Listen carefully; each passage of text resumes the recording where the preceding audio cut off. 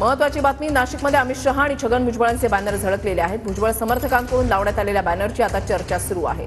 अमित शहांच्या स्वागतासाठी भुजबळ समर्थकांकडून ही बॅनरबाजी करण्यात आलेली आहे। राष्ट्रवादी काँग्रेसमध्ये नाराज असलेले छगन भुजबळ यांचे मालेगावमध्ये लागलेले बॅनर सध्या चांगले चर्चेत आलेले आहेत।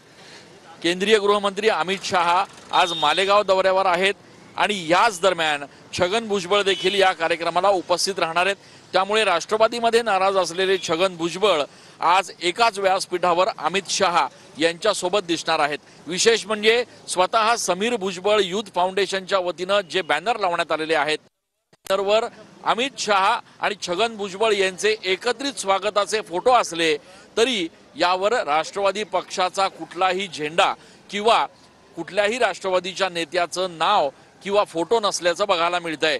मालेगावमधल्या या कार्यक्रमात अमित शहा आणि छगन भुजबळ एकाच व्यासपीठावर बघायला मिळणार आहेत आणि त्याच पार्श्वभूमीवर आता मालेगावमध्ये लावण्यात आलेले छगन भुजबळ आणि अमित शहा यांचे एकत्रित बॅनर देखील त्यामुळेच चर्चेत आलेले आहेत।